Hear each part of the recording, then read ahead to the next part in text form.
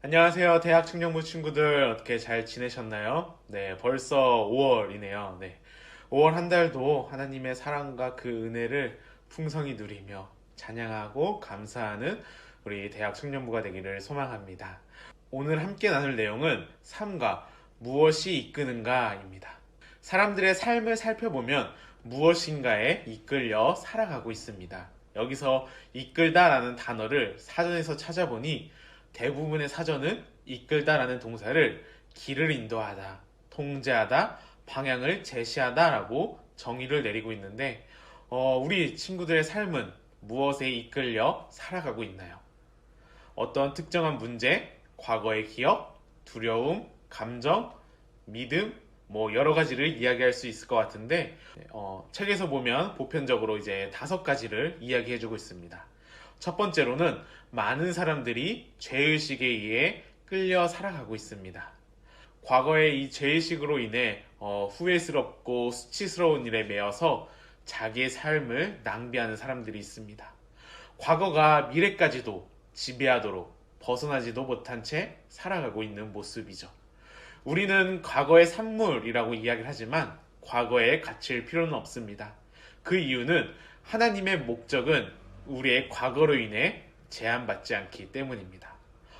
성경의 다양한 인물들을 보면 예를 들어 하나님께서 모세라는 살인자를 지도자로 바꾸셨고 기드온이라는 겁 많은 사람을 용감한 영웅으로 바꿔주셨죠. 또한 우리의 남은 삶을 통해서 하나님께서는 엄청난 일들을 하실 수 있습니다. 하나님은 과거에 갇혀있는, 죄의식에 갇혀있는 우리의 삶을 새롭게 시작할 수 있도록 해주시는 분입니다. 그래서 성경 시편 32편 1절을 보면 허물의 사함을 받고 자신의 죄가 가려진 자는 복이 있다라고 말하고 있습니다. 예수님을 믿는 사람은 죄의식, 죄책감에 매여 살지 않고 하나님이 우리를 용서해 주신 그 은혜의 안에서 자유를 누리며 살 수 있는 사람들입니다. 두 번째는 많은 사람들이 원한과 분노의 쓴뿌리를 씹으며 살아가고 있습니다.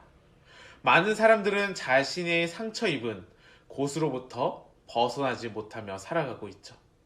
원한을 품고 사는 사람들은 여러 가지 모양으로 분노를 나타냅니다. 예를 들어 침묵하며 분노를 내면화하는 사람이 있고 아니면 자신의 감정을 폭발시켜 다른 사람들에게 그 분노를 쏟아 붓기도 합니다. 두 반응은 다 건전하지 않으면서 도움이 되지 않습니다. 왜냐하면 우리가 분노할 때 나를 분노하게 만든 사람보다 우리 자신이, 내 자신이 더 아프기 때문이죠. 우리가 원한을 품고 상처를 계속 싸매고 있는 한 우리의 상처는 계속 상처로 남을 것이고 그 상처는 결코 아물 수 없습니다. 과거는 과거일 뿐이죠. 우리가 아무리 노력한다 해도 우리의 과거를 바꿀 수는 없습니다. 그렇다면 우리 자신을 위한 가장 좋은 길은 무엇일까요? 과거에서 교훈만 얻고 빨리 그것을 잊어버리는 것입니다.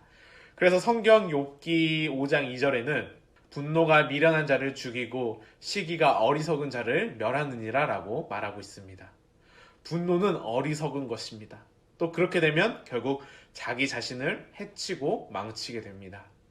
그래서 쉽진 않겠지만 이 원망과 분노는 속히 용서하고 자유와 평안을 누려야 합니다. 이것은 남을 위한 것이 아니라 내 자신을 위한 것이라는 것을 늘 명심해야 됩니다. 세 번째는 많은 사람들은 두려움에 이끌려 살아갑니다. 두려움이란 매우 충격적인 경험, 아니면 엄격한 가정 환경, 아니면 유전적인 요인, 또는 미래에 대한 막연함 때문에 생길 수 있습니다. 이러한 두려움은 스스로 가둬놓는 감옥이라고 말할 수 있습니다. 그 감옥은 우리가 하나님이 원하시는 사람이 되는 것을 막게 되는 거죠. 그렇기 때문에 우리는 믿음과 사랑이라는 무기로 두려움을 맞서 싸워야 합니다.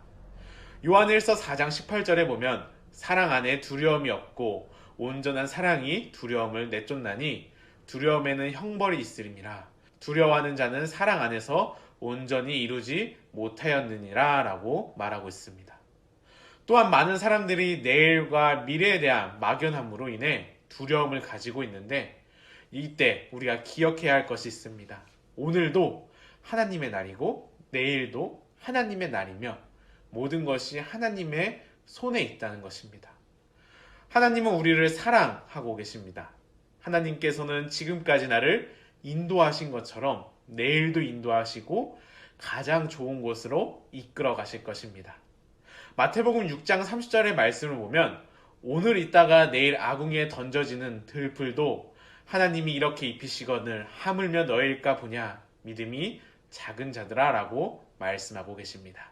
네 번째로는 많은 사람들은 물질에 이끌려 살아갑니다. 물질은 우리가 살아가면서 필요한 것이고 이 땅에서 우리를 편안하게 해줍니다. 그래서 그런지 많은 사람들은 내가 더 많이 가지고 있으면 행복해지고 내가 더 많이 가지고 있으면 왠지 중요한 사람이 된 것 같고 내가 더 많이 가져야 내가 안전할 것이다 라고 생각을 하지만 이 땅의 이 소유물들은 일시적인 행복만을 가져다 줍니다. 사물은 변하지 않기 때문에 우리는 결국 실증을 느끼고 보다 새롭고 더 크고 더 번쩍거리는 그 무언가를 원하게 되는 거죠. 또한 우리의 가치는 내가 가지고 있는 물건과 그 물질에 의해서 결정되는 것이 아닙니다. 또한 우리가 얼마나 많은 물질을 가지고 있어야 만족하고 또 우리가 얼마나 많은 물질을 가지고 있어야 물질에 끌려다니는 것을 멈출 수 있을까요? 잠언 17장 1절은 이렇게 말하고 있습니다. 마른 떡 한 조각만 있고도 화목하는 것이 제육이 집에 가득하고도 다투는 것보다 나으니라 라고 말하고 있습니다. 그래서 우리가 물질을 추구하다 보면 끝없는 욕망 속으로 몰아넣고 물질로 인해 행복이 아닌 피폐해진 삶을 살아갈 수가 있습니다. 그럼 우리는 진정한 안정과 행복을 어디서 느낄 수 있을까요? 바로 하나님과의 관계를 통해 우리는 느끼고 경험할 수 있습니다. 마지막 다섯 번째로 많은 사람들은 다른 사람들에게 인정받기 위해 살아갑니다. 이런 말이 있습니다. 군중을 따라 살다 보면 군중 속에서 길을 잇는다. 많은 사람들의 인정을 받으려다 보니 길을 잇는 것입니다. 우리는 사람들을 잘 보고 배우고 다른 사람들의 말을 열린 마음으로 들어야 하는 것은 중요한 것입니다. 그러나 그 사람들의 인정을 받으려고 사람들에게 잘 보이려고 하는 순간 우리는 외식하게 되고 위선적인 행동으로 보여질 수밖에 없습니다. 또한 다른 사람들의 의견에 통제받는 것은 우리의 삶을 향한 하나님의 목적을 놓치게 만드는 길이 될 수도 있습니다. 그래서 예수님은 한 사람이 두 주인을 섬기지 못할 것이니 라고 말씀하셨죠. 그러나 그 사람들에게 인정을 받으려고 사람들에게 잘 보이려고 하다 보니 우리는 길을 잃게 되는 거죠. 왜냐하면 사람들마다 가지고 있는 생각과 그 모든 것이 다르기 때문이에요. 그래서 우리는 한 가지의 목적을 정하지 않고 다양한 사람들의 인정을 받기 위해 살아간다면 우리는 결국 길을 잃게 될 것입니다. 이 외에도 여러 가지 것들이 우리의 삶을 이끄는 것들이 있지만 이 모든 것은 진정한 의미와 목적에 맞는 삶이 아닌 막다른 골목, 만족하지 않는 삶을 향해 나아가게 만듭니다. 우리가 우리의 삶을 이렇게 뒤돌아보면 진정한 인생의 목적을 모르는 삶을 보상해 줄 수 있는 것은 아무것도 없습니다. 성공과 부와 명예와 쾌락도 삶에 의미를 부여할 수 없습니다. 우리는 삶을 살아가고 있습니다.